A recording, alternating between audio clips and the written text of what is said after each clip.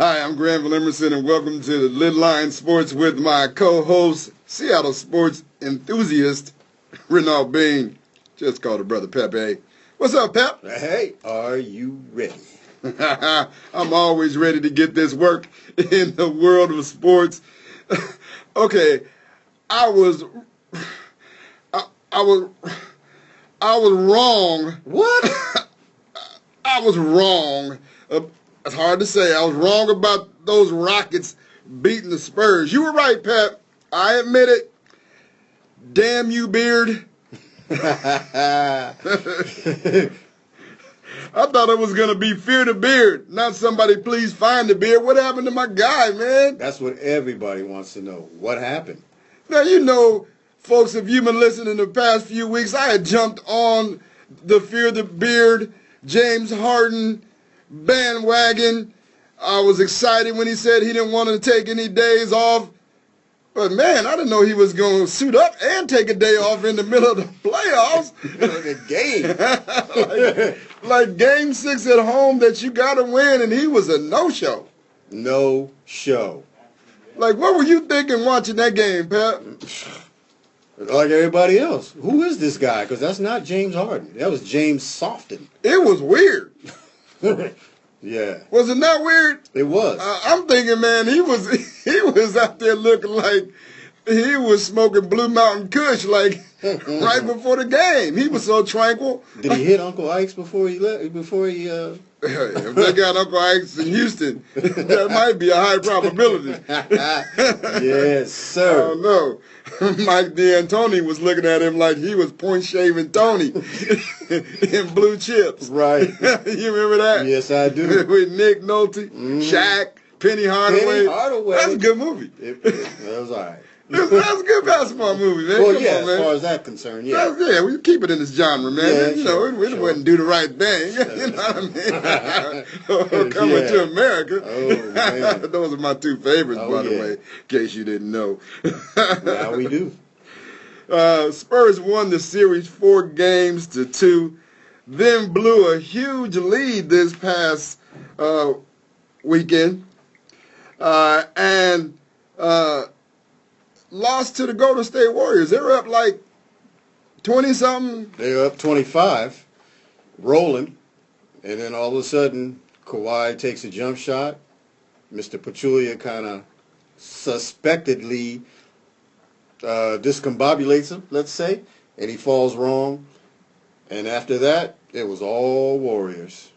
Did anybody happen to see Popovich's presser on that particular thing where he accused Zaza of being a dirty player? Yes, he did. With the history of being a dirty player? Yeah. When they showed the clips, that history was kind of accurate. Ooh, yes. Zaza's out there doing some dirt. Man. I mean, he takes 2 steps and then kind of steps into Kawhi Leonard, which I didn't have an opportunity to like examine it like I like to examine stuff and slow it down and do all that. But it looks like he stepped under him and made him come down on his ankle. Right. And so Kawhi, which obviously was the plan. Kawhi twisted his ankle, and if you've ever played hoops with a bad ankle, you know you really can't. But the problem is, see, Kawhi had twisted it earlier in the game. You know, he stepped over his own teammate after hitting the jumper. And so that was the second time in the game. And so, you know, when you have, like you said, when you have a hurt ankle, it seems to always twist, turn, whatever, continuously, you know, consistently. It's crazy. We'll talk more NBA action later. We'll also talk about or ask the question, is LeBron the GOAT, the greatest of all time? What's up with this new professional 3-on-3 basketball league? We'll talk NFL news, including Marshawn Lynch to the Raiders. We haven't even discussed that yet. No. I was wrong about that, too.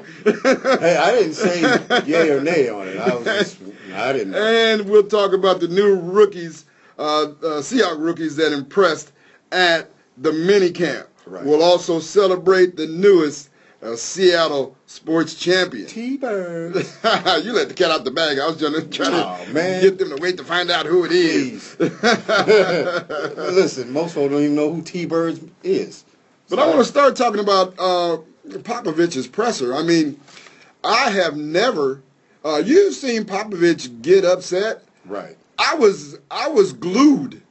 I was literally like glued. I had just finished working out, and I was stepping off the elliptical. Right. And Pop's presser came on, and I just like had one foot off on the elliptical and one foot off. Mm-hmm. Listen to this guy go off. I mean, he just straight went off. Pop was like, "Yeah, I'm not a happy camper." He took it real. He brought it real. He didn't mince words. He didn't try to placate, try to be correct, politically correct. He said what he had to say. Now, Golden State Warriors Zaza Pachulia says that he is not a dirty player. His retort to Popovich's accusation, but Zaza, the tape says differently. Right, and also Zaza's been getting death threats, believe it or not, on Instagram. He had to pull out his Instagram comments.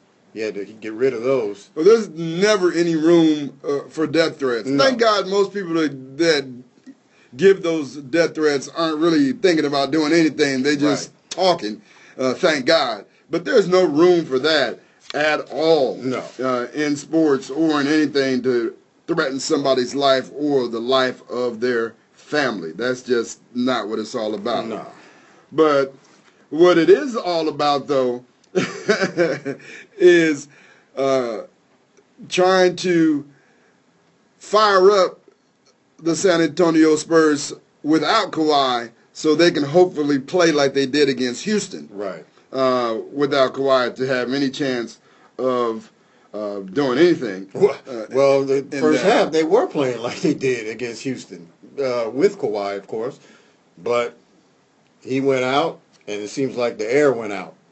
Yeah. And then Curry got hot. Yeah. And then KD took over in the fourth quarter, and that was all she wrote. And, you know, Ginobili, he probably played his best game in months. Yeah. Now, are we going to expect to see that again? Kyle Gasol, he's been pretty much a disappearing act. Yeah. You know, to hurt Golden State, you got to hurt him inside. Soft, man. Yeah. Gasol's well, Aldridge isn't all that. He's pretty soft, but too. But Gasol, man, he's soft as butter in a heat wave, man. That dude. Anyway, did you know that the NBA was coming to Key Arena on August 20th? I knew something was coming to Key Arena. But I'm not sure if you want to qualify that as NBA. Not any NBA teams. No. But they are ex-NBA players playing in Ice Cube's Big Three League. Mm-hmm. You up on that, bet? Not really. I saw the. Why, Sway? Okay. See, folks, you caught me slipping. You got on my 303, Craig. But anyway, now tell us about it, sir. It's a league made up of retired NBA players. Retired NBA players, and it has 8 teams. It's a 3-on-3 league, half court. They even have a 4-point shot. They have 3 spots on the floor that if you shoot from it, you get 3 points. Rashard McCants was the #1 pick in the draft. I'm like, how? Who? Rashard. What draft? In their draft. They had a draft last month. Oh, okay. And Rashard McCants was the #1 pick. They have 8 teams, the Three-Headed Monsters, with Rashard Lewis, Jason Williams, Kwame Brown, the great Kwame Brown. Who picked him? I don't know. Eddie Basden and Mahmoud Abdul-Rauf at 900 years old. Now, that's my guy right there. That's coached by Gary Payton. GP. Then they got the trilogy, Kenyon Martin, Al Harrington, Rashard McCants. Jason White, Deion Glover, and Rick Mahorn's the coach. They got the Ghost Ballers with Mike Bibby, Ricky Davis, Mo Evans, Marcus Banks, Ivan Johnson, and I don't know anybody besides Bibby. Well, I know Banks played for the Celtics. Okay, and they're coached by George Gervin. Well, at least he had a cup of coffee. Then they got the Ball Hogs with Brian Scalabrine as the captain, Josh Childress, Derek Byers, Rasul Butler, Dominic McGuire, and is coached by Rick Barry. Well, and they know got who Scalabrine is. He's a local guy. Right. And then Butler's from Philly. That's about all I know. played with Miami with the Heat. Right. The Power, they have Corey Maggette, Katino Mobley, old Houston Rocket, Yes. Jerome Williams, What, Deshaun Big Snacks Williams? Yeah, Deshaun Stevenson, Moochie Norris, and they're coached by Clyde Drexler. Wait, Big Snacks is in this league. Jerome Williams. Oh, man. Hey, so they are playing in cities across the United States in this 3-on-3 league, man. Should we be honored that they come in here? Yes, well, you know they're going to come here because we don't have an NBA team, and we've had an NBA team for 40 years. So, they needed to come here. So there's no make it take it because, like in normal 3-on-3, there's make it take it, right? So after a made shot, the referee must touch the ball.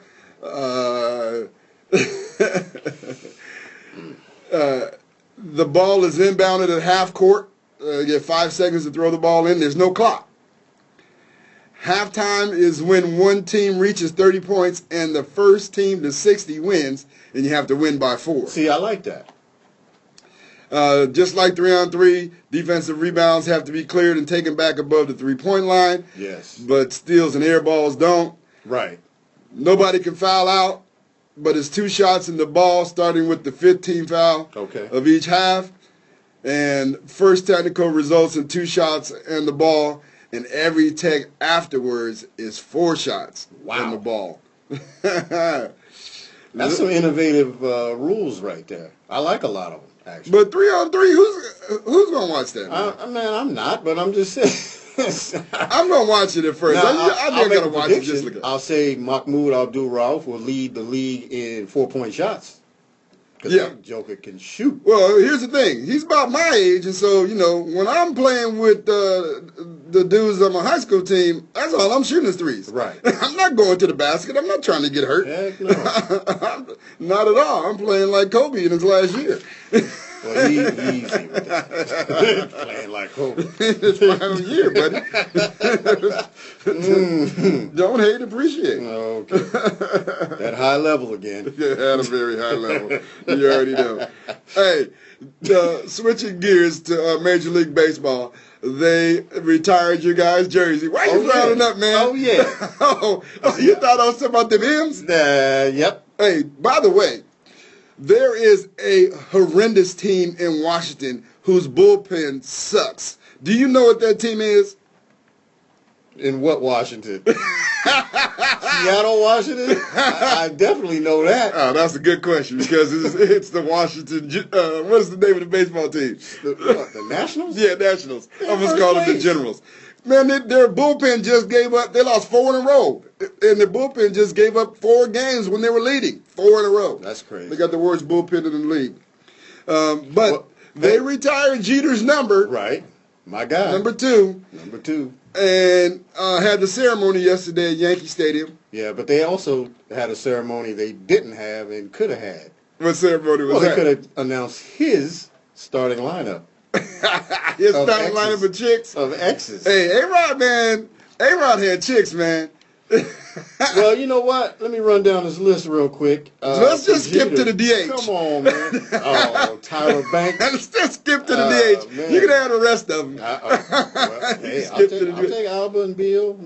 All right. Okay. Anyway. Okay. Jessica Alba and Jessica Biel are what are they out in center field and right center field? and right. Okay. Give them the whole list since you're going at it.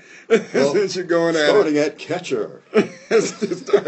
Minka Kelly. I hope you don't catch nothing. Yeah. I don't even know who that is. You got Hannah Davis at third, Adriana Lima at second, Jordana Brewster at first, Scarlett Johansson playing shortstop. He dated her? I guess. Okay, right. Mariah Carey in left. Knew that. Way out left. Knew that. And Beal. That's for Nick. That was for excuse me. Alba in center, Beal. Mariah was for Nick, right? Yeah. Oh, okay, all right. Well, yeah. Okay. For Nick Cannon. Yeah. Right. Who else? And then, the DH was Tyra Banks. Tyra Banks, all right. All right. Tyra Banks. In baseball, yes. A-Rod had 3,465 hits. Outside of baseball, we don't know. Well, it's a little bit. Are you talking about hits or hits? Hits. Because Will Chamberlain got that record. That's what I'm saying. He was 6th all-time in hits inside the diamond. Had a 350 playoff average and has 5 championship rings. Yes, sir. Oh, last question on baseball. There is no more single-digit jerseys left for the Yankees to retire, but one number. What number you think that is? There is what? Nope. 0? 0. That's it. That's it. Boy, you up on your Yankees. Yeah. he done polished this game up, folks. Yeah. He done stepped it up. For those of you who were wondering a few broadcasts back when he said the Yankees was his favorite team and couldn't name his favorite player, but we digress. Yeah. I'm a senior citizen, man. You're listening to Lidline Sports with Granville Emerson and this guy across from me. Pepe Bean. Is LeBron James the greatest of all time? Man, he's a great ball player, and for this era, yeah, of course he's the best of this era. But I don't like comparing eras. It's impossible because you got to look at everybody in their prime. You think LeBron can go in there and handle Wilt and Kareem in their prime, going through the lane? I don't know. I think he Bill can. Russell? I think he can. Well, I think he does big damage back there in those days. I'm not saying he can't, but man, listen, Bill Russell? I think LeBron can play in any era. He can play in any era. He has the physical attributes to Absolutely. play at any era. But they all can. That's the thing. Those great players, they all can. But I think he's just as effective. So, I don't know. I agree with you. It's hard to compare eras. But when I look at LeBron like I'm wondering. LeBron to me is, he rebounds, he passes the ball, he has a great basketball IQ. I don't know. He's a physical specimen. Yeah, 6'8", and he's 250 or whatever it is. But it's muscle. He's so fast. Right. That dude, man. The first time I saw him live in person against the Sonics, I was like, man, that dude is fast. To get from he's the fastest dude I've seen on the basketball floor besides Allen Iverson. I've never seen John Wall live. Allen Iverson and LeBron blew me away with their sheer speed. Now, whether he's the greatest of all time, that's always an argument for debate. Yeah, because, you got Jordan. People will argue Jordan.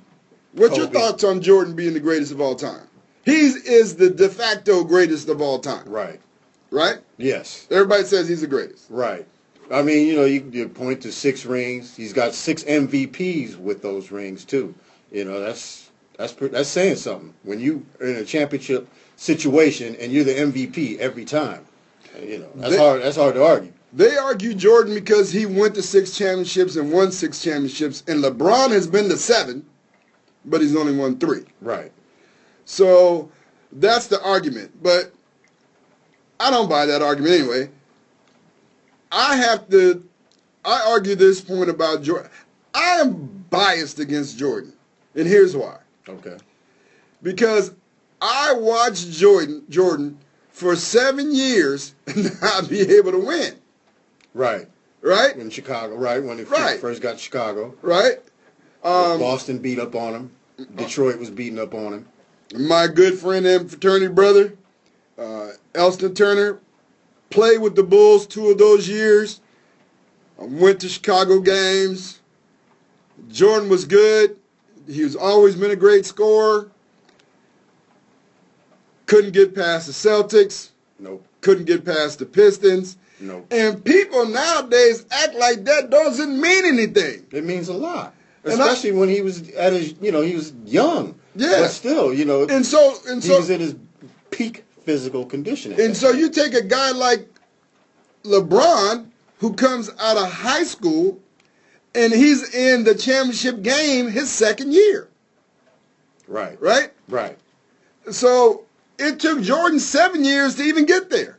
Yes. Right? That's good. Yeah. Yeah. So good point. So, they really knock LeBron. I don't know why people knock LeBron so much. They're still hating him because he went to Miami. And that's why. That's why. I'm like, get over it.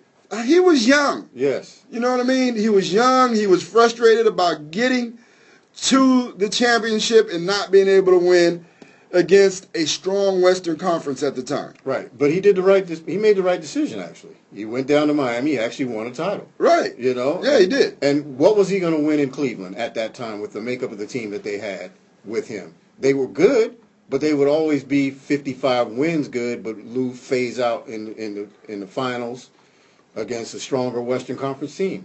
Yeah, like the Spurs, with all these Hall of Famers on their team, right? Right. Unless they got him help. And Cleveland at that time was not getting him any help. They criticized him for losing to the Dallas Mavericks, but the Mavericks, that was their year. They had, to me... Dirk was unbelievable. Yeah, and absolutely. Jason Terry... He was in his prime. Arguably could have been the MVP in that series.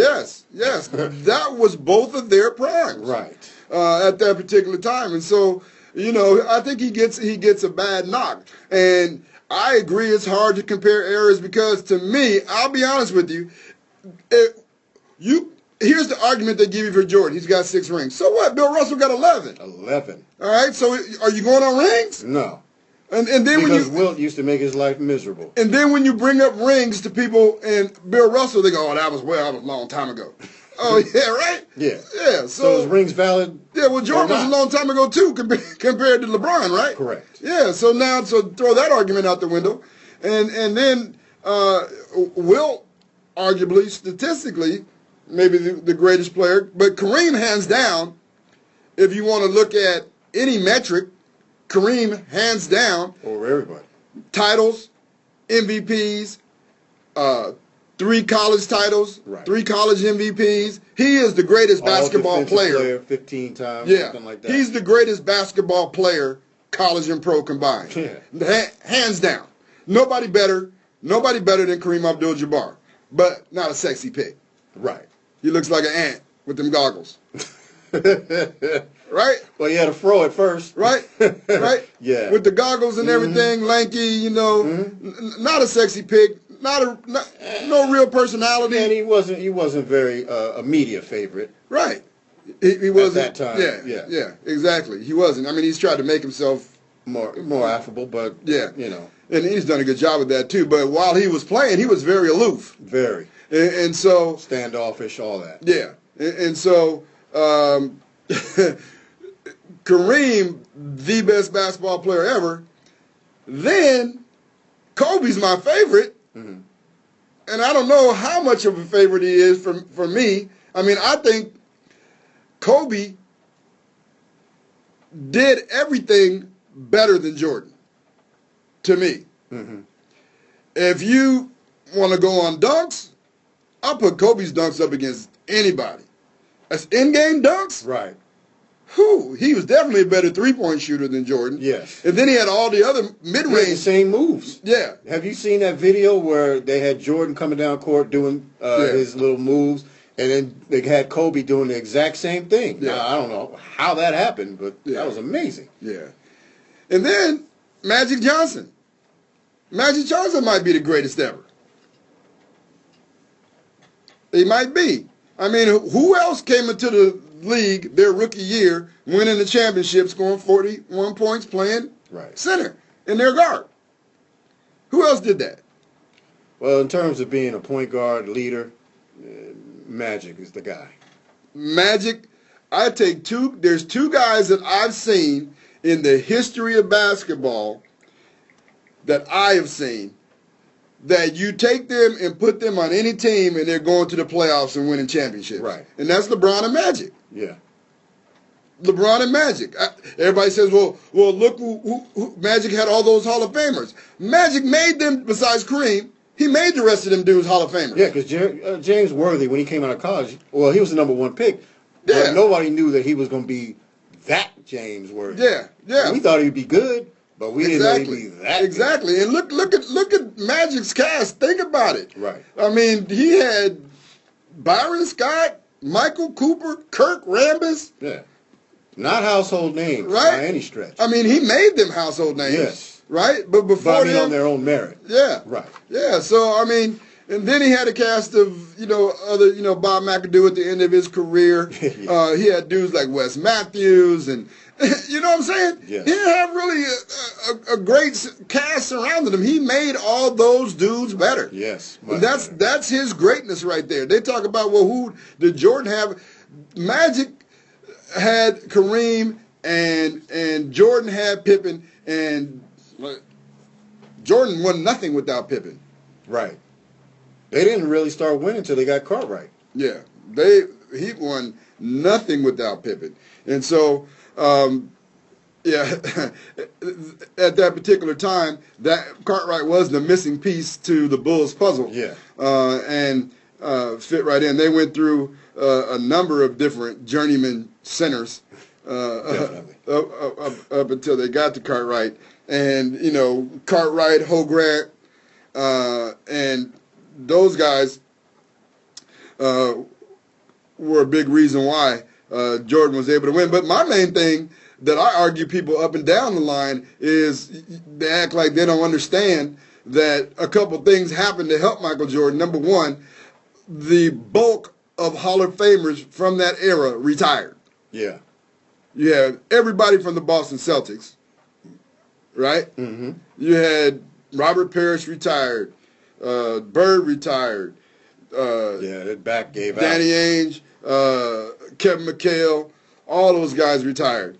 Pistons, Dumars retired, Mahorn. I made an interesting observation a long time ago. And speaking about Larry Bird for a quick second. Len Bias passing away hurt Larry Bird's career. Because if Len Bias had survived and played with the Celtics, Bird would have gotten much more rest.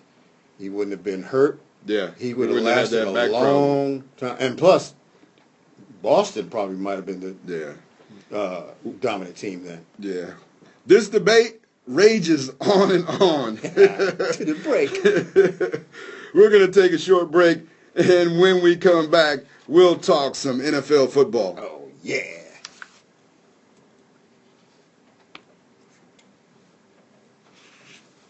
Ready? Hello, I'm Granville Emerson, and I didn't realize you were ready yet.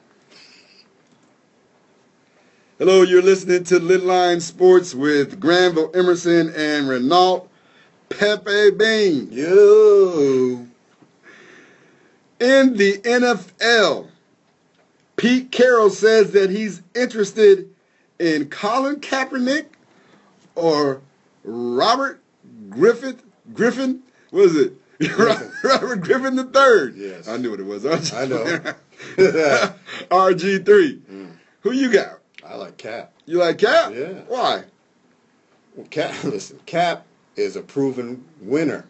The guy had, he's been to championships. He's been to the Super Bowl. The guy's done it. I mean, he's been in the Pro Bowl. He's an all-pro player. Was.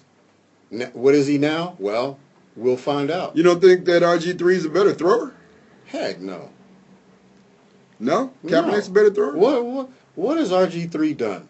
No. Other than I'm just asking questions. Yeah. Heck no.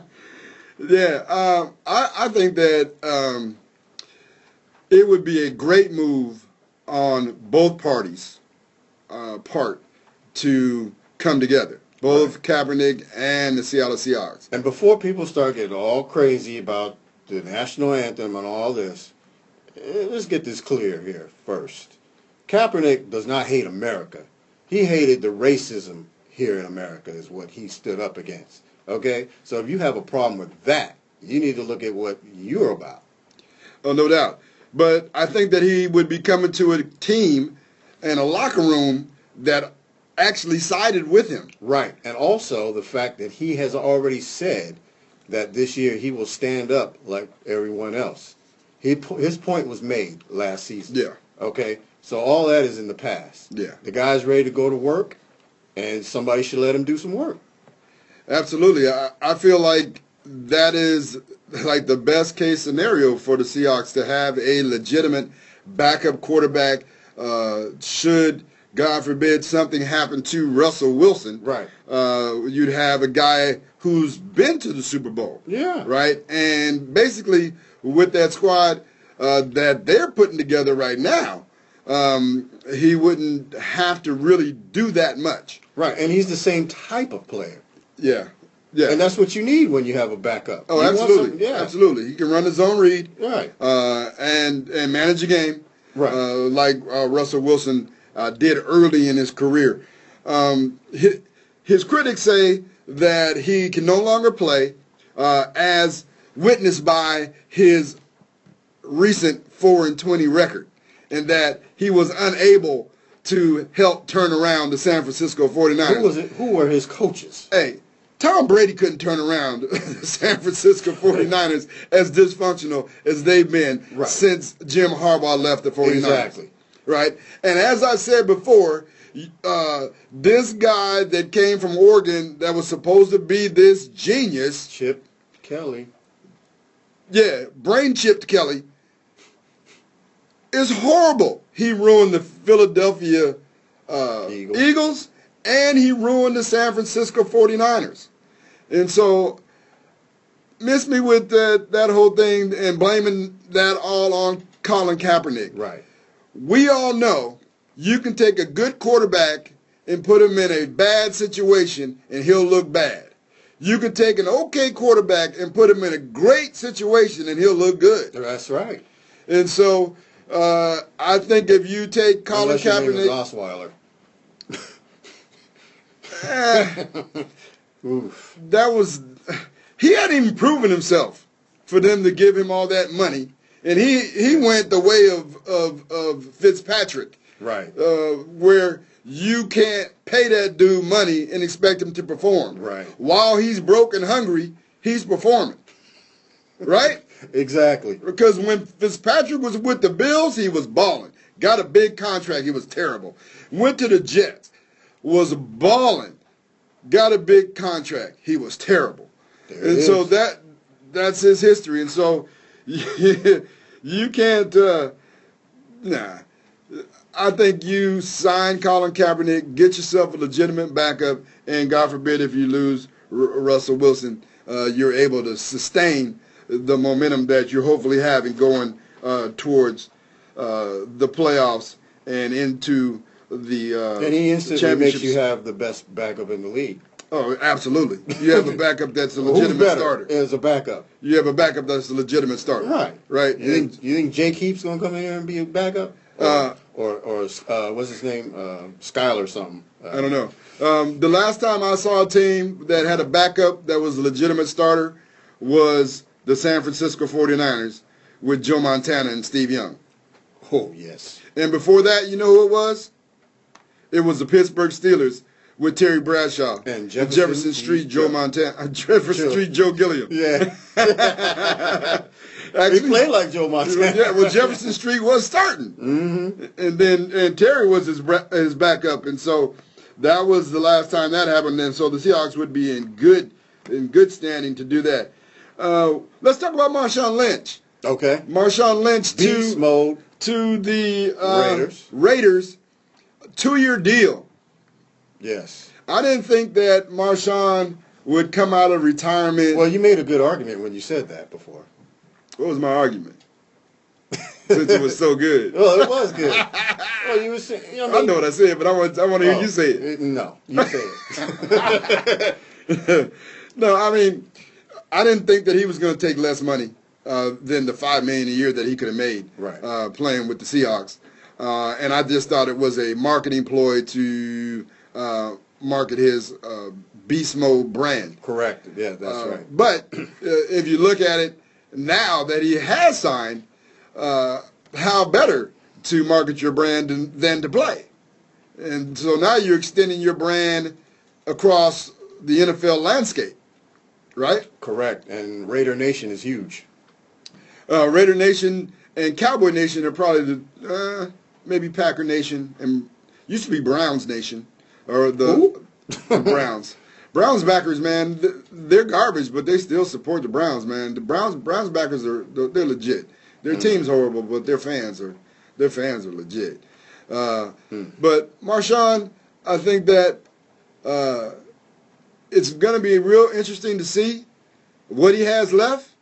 I've already got my hookup for October 15th in Oakland when they take on the Los Angeles Chargers.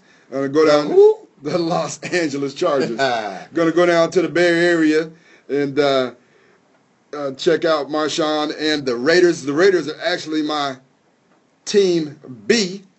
Seahawks is 1A, of course, but Team B is the Raiders from the years that I lived in Los Angeles, and they were the Los Angeles Raiders. Mm-hmm. And so I'm going to go check that out, and I'm hoping to see some beast mode in action. He signed for 2 years. Basically, Pep, his base salary for the first year is $1,350,000. Okay. The contract is backloaded. If he makes it into a second year, he gets $4 million as a base salary. Right. So he's got the Most base NFL salary. Contracts are backloaded. Yeah, he's got the base salary of $1,350,000 and a $1 million roster bonus. So basically, his contract is $2,350,000 for the first year. Mm-hmm. Then he has another $150,000 to work out. And from what I understand, he and is then very good with his money. Yeah, and then $400,000 more in incentives. So I thought that was a very good deal that GM Reggie McKenzie creatively did for Marshawn, and got him in a Raider uniform. I think that here's the deal. I got to give it to Reggie McKenzie. He has been a solid GM. Now, there are not too many black general managers in the NFL. I think it might just be him and Ozzie Newsome at Baltimore. But Reggie McKenzie, I got to give him his props because the Raiders were horrible when he took over that franchise. Yes. He got rid of the current Cleveland head coach. His name escapes me right now. But he got Hugh something. He got rid of him. You're not helping me out either. Because I forgot it too. He got rid of him, and I thought he was a good coach. I thought he shouldn't have got rid of him. And so I don't know Reggie, but we have a mutual friend that's hooking us up with the tickets. Reggie's also my fraternity brother in Omega Psi Phi. We have a mutual friend that's hooking me up when I go down to Oakland, so I get a chance to meet him. But I relayed to the friend that I thought that he should have kept him. But then he hired the dude from New England, Dennis Smith. Right. And he was terrible. And I was like relaying through my friend, you better tell Reggie to fire that dude before he gets fired. Mm-hmm. If he doesn't fire him, they're going to fire Reggie. Right. And so he pulled the plug, fired that dude.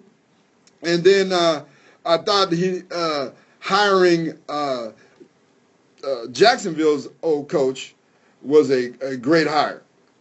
And he's done a marvelous job for the Raiders since then. And, Rivera? No. No. Who was it? No. I forget. Guy from USC. Don't pay attention to the Raiders. Okay, but because we both don't know his name. Jack Del Rio. Jack Del Rio. That's right.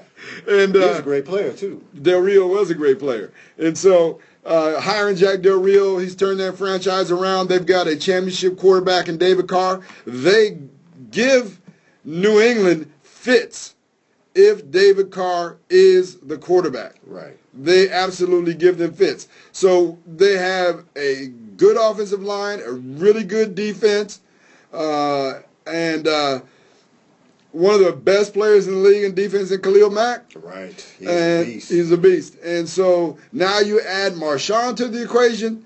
You have reasons. And they got good receivers. Yeah. You have reasons for fans to go to the game, even though they know that they're on a 2-year window. Right? Definitely. Because after 2 years, they're packing up. Yes. And heading to Las Wages. Vegas, baby. So I'm really interested in seeing Marshawn do well. There are some people in the Seattle area who are upset at Marshawn for There's not a few, though, signing. Most people that I've talked to or heard from wish him well. They want him to do as good as, do great. And even against us, they don't mind if he does well. They play them in the preseason. Yeah. So he took out a big ad in the Seattle Times, thanking all the fans. I thought that was very classy. Of Marshawn. Yeah. Seahawks rookie camp happened. First pick, Malik McDowell, was the rage of the camp. Everybody was excited about him. Right. They were also excited about Shaquille Griffin as a player that could start. They're looking for both those two dudes to start in the upcoming season. Isn't that something? Yeah, that would be good. That really showed that that's a pretty good draft, as well as Ethan Posick, the offensive lineman from LSU. Right. They're saying that he may not be able to be denied a starting spot. So that's very, very impressive. I know you laughed at the free agent signing of the track star from LSU, Cyril Grayson. Right. But they said he looked like a football player. They said that he is going to make it through camp. They're going to keep him on the team and bring him up like they did Ricardo Lockett. Practice squad. Yeah, there you go. Special teams. Special teams practice squad. Okay. They said that he got moves, he got hands, and he got speed. So those are dudes to watch. You're listening to Lidline Sports with my main man over there, Pepe. Holla. And just call me G or Coach G, and we'll be all right with it. NBA playoffs. Spurs had their shot in game 1. Man, that was tough. Yeah, it was real tough. I don't know what happens going forward. Kawhi Leonard, I don't really see him being able to do much. No, he's got that thing is going to linger throughout the rest of the playoffs. So, it's going to be tough. It was going to be tough for San Antonio to win that series with him. Without him, it's going to be nearly impossible. I mean, like I said earlier, Ginobili had a great game Sunday. Are you going to get that kind of effort from him again? I don't know. And then, you're going to rely on Jonathan Simmons and Murray. These guys are young and unproven. And this is a very tough situation to be thrown into the fire. Yeah, but they're going to have to, like I said, have that Houston-type performance. Well, they're going to need they're going to need a better effort from Pau Gasol. I mean, if he's got anything left in the tank, he better bring it up now. Yeah, well, we'll see. Like I said, I don't know, man. I watched Gasol got dunked on so many times in the Houston series by guards. It was unfreaking believable. Yeah. I'm like, come on, Gasol. He was just getting posterized over and over and over again. I'm like... Yeah, and L.A. ain't no defensive presence. Yeah. Well, LaMarcus has been playing out of his mind, and so I don't see... My deal with the Spurs is, how are they going to score? Who can score besides LaMarcus Aldridge? Right, because he definitely can't carry him by himself. Yeah, it's good to see baby boy out there. It's good to see this young guy, Simmons, who is a testament to hard work and determination. Went through junior college. Kyle Anderson. Small college. Kyle Anderson, you haven't seen him in light years. It's playing like smooth jazz, nice and slow. Yeah, all right. Man, that guy's, oh my gosh.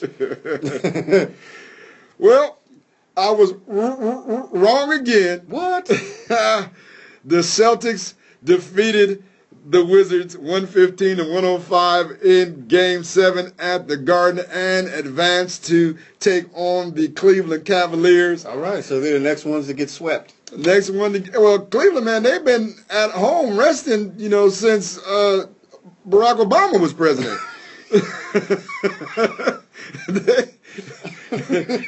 They had time to go out of the country and come back and do all of that, man. Yeah.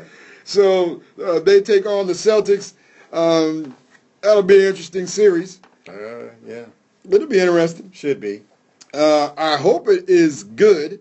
The NBA needs it to be a good series. Right. Right? I mean, this round that just went through, everybody was getting blown out. I mean, the earlier part of the Wizards-Celtics series, each team was blowing each other out.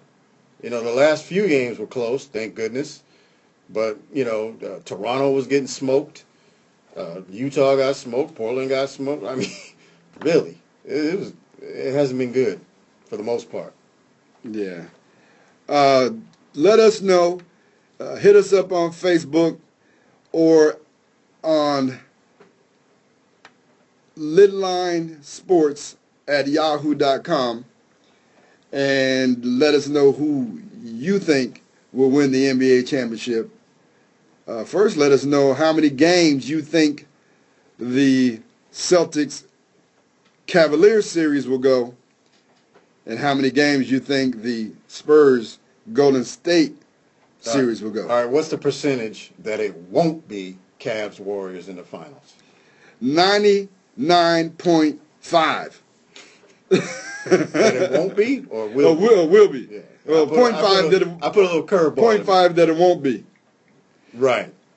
So, I mean, realistically, if you watched Game 1 of the Spurs Golden State series, for the first 3 quarters, you thought that series maybe that might go 6 or 7 games. Yes. Till Kawhi got hurt, right? Yes, and that was it. Because if the Spurs would have won that game, all they had to do was split. Yeah. Right? Right. For it to be a 6-game series. Right. Right? So, or 5 to 6-game series, because I was thinking that they would win home and home. And so, but without Kawhi now, the broom is tapping on the door. Looming. Yes. It ain't out the door yet, but it's Right. tapping on the closet door, itching to come out. And Kawhi, I gotta say, this guy, he's amazing. Yeah. Now you talk about a favorite player. I think Kawhi right now is my favorite player.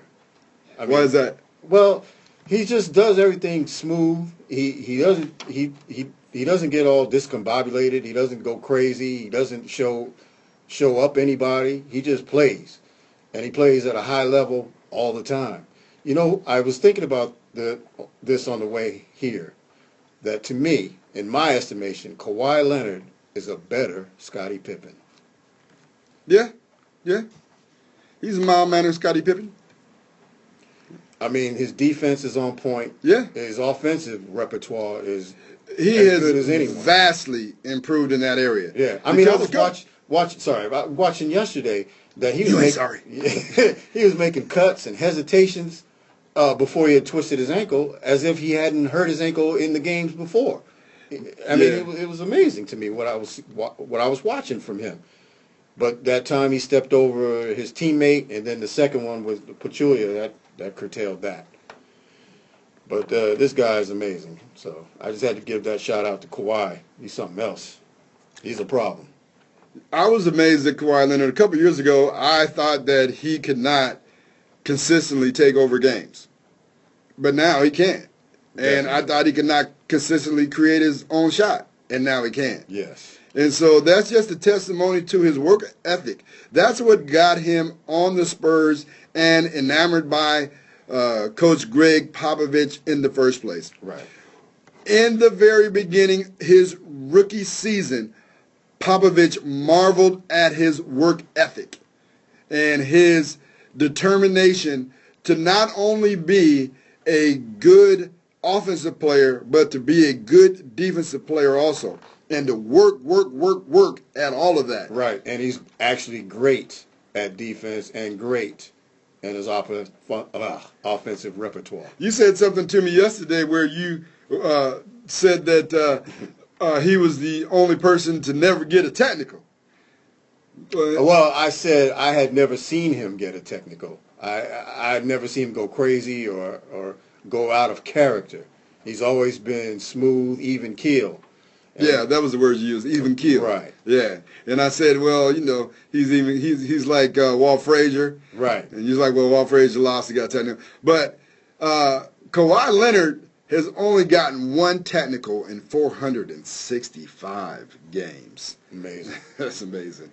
I wanted to mention this before we go because you brought it to my attention. It's so funny that Antonio Cromartie of the Arizona Cardinals has 14 kids. 14, folks. That cat is laying it down. And he just had a kid in spite of having a vasectomy. Right. And right now his wife is pregnant. Boy, that dude is potent. Surgery can't stop that joker. Right. Well, there's a reporter for the Win website. He reached out to American Urological Association doctors, Nangia and Dr.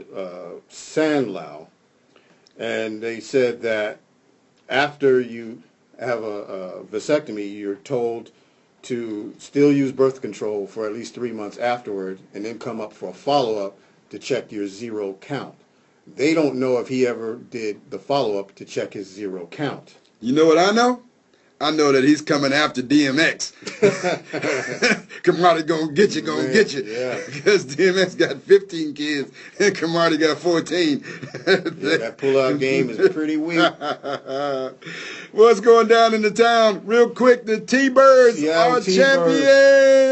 Yes, we are the champions. Yes, they won the title 4 games to 2 over the Regina Pats. What a name. Yeah. Little patsies. Yeah. Little pats. That last game was boy, that overtime. Was a nail biter. Overtime. They came back from behind, right? Well, yeah, they were down. They were down 3-1 with under 6 minutes to go. Scored 2 quick goals. The last one by Keegan Kolazar to tie the game, and then in overtime they had Alan True win the game. Alexander True, I'm sorry. He won the game with 12:36 left in overtime. So, shout out to the T-Birds. On behalf of Renault Pepe Bean, I'm Granville Emerson. Thank you for listening to Lidline Sports. You can listen to Lidline Sports on Facebook, YouTube, and find us on Twitter at Lidline Sports. Join us again next week for more great sports talk radio on Lidline Sports. Sports as we see it, just below our lid.